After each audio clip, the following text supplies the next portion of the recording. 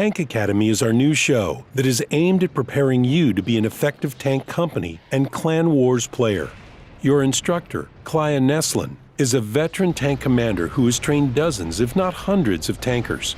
As some of you may already know, he regularly publishes his tactics and posts his training videos on the Russian World of Tanks live journal. From now on, you'll be able to get lessons from him here at Wargaming TV. The tips and tactics we'll be discussing will help any player, but especially those players who are branching into coordinated competitive play. The topic of today's episode is perhaps one of the most important basics to master in team play: focusing your fire. The point of focusing your fire on a single enemy tank is to quickly eliminate the target before it can retreat to safety or reload. It requires coordination and discipline to do this as a team. It sounds simple, but it is one of the keys to consistent victory.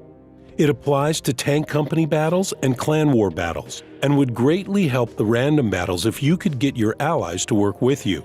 If your team is not focusing fire and you still manage to win, congratulations. But consider yourself lucky. The other team made a critical mistake. It's that important. If you're using this tactic and your enemy isn't, you can easily overcome any local superiority they may have. Luckily, this skill is not especially difficult to learn, but that doesn't mean you should speed through training with your teammates. Take the time to go over it slowly. Make sure each person understands how and why you're developing this tactic.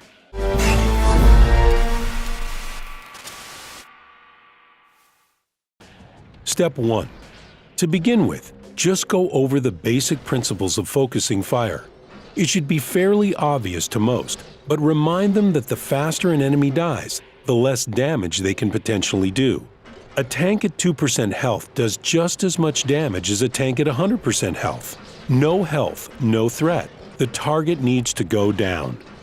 Create a training room with your teammates and split them into even teams on a map like Prohorovka or Malinovka. The place isn't important, but something with a little room and some open space. The thing you'll be going over here is finding the target. You're going to call out targets, and your team is going to quickly turn and mark the targets with the T key. Call out the targets by different names, by most health, by least health, by any other thing that might be used to ID a potential target.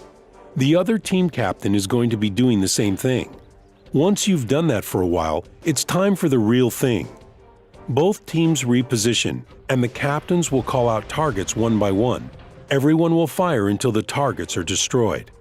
The entire time, keep the target symbol above the called out target.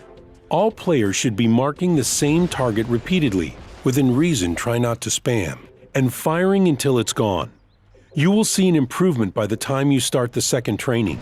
In the second day of training, you'll be having the teams move around instead of sitting still. Keeping the T marker up is really important when the targets are mobile. It's easy to lose track. Here's a tip. You might want to consider rebinding some of your keys like the attack or target button to something like spacebar to make it that much easier to give quick commands while driving.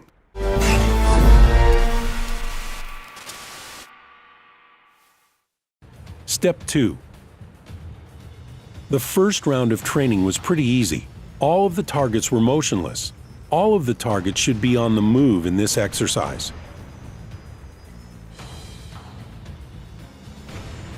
Just go over what you discussed the day before and remind them that they need to keep firing at the same target until it's destroyed before they move on to the next one.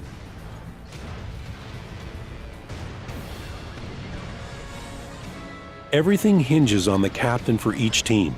They should be calling out the target in voice chat and placing the initial T marker today. Last time they were just calling out the targets and letting the team do the marking.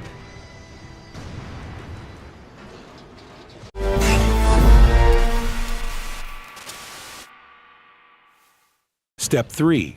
After you've run through step 1 and 2 a few times, and it's clear that the whole team can fire on a single target without any deviation, then it's time to move on to explaining and learning target priority.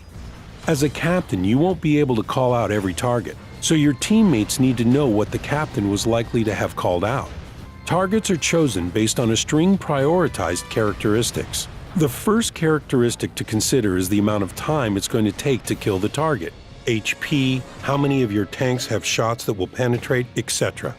The second characteristic is the danger potential of the target, damage potential, spotting ability, etc. Keep these two things in mind as you select targets.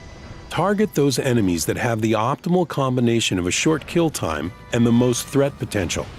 If the enemy has no pressing advantage, more guns than you have in the area, then aim at the most dangerous target. Typically, these will be artillery, French tanks with automatic loaders or tank destroyers. If the most dangerous target is behind other tanks, then go ahead and pick the next most dangerous target, because that first target is no longer the best target simply because it's hiding. This battle on Erlenberg is a good example of the tactic. The medium tanks attack in a coordinated group. The formation allows for a concentration of fire. If the players move in such a formation, then they'll be able to destroy enemy tanks more quickly. Again, the captain should be announcing and marking the targets, and relying on the same skills they learned in the first stage of training. Heavy tanks should join the battle after the medium tanks in this scenario. The goal is for the heavies to draw fire from the enemy tanks so the medium tanks have an opportunity to retreat and reload. The heavies should also be concentrating fire. Remember, shoot the target that is both the biggest threat and going to die the fastest. This means picking targets that can be hit by the rest of your team. The simple tactic of focusing your fire will help your team crush the enemy.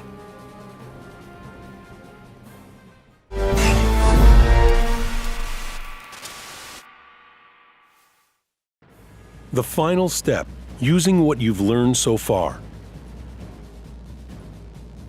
Now we'll have your team work in small groups to apply the things they've learned. Break them into platoons with an experienced leader in each group. They'll be calling all the targets.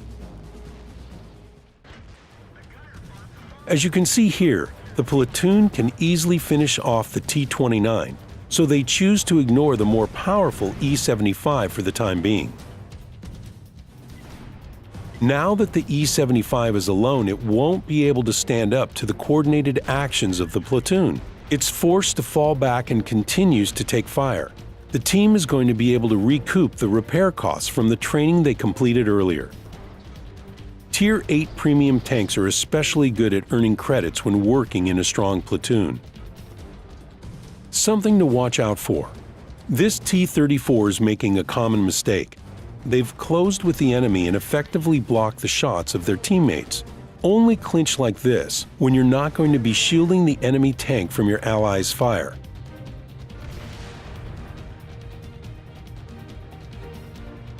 Take a look at the teamwork being employed against these two medium tanks.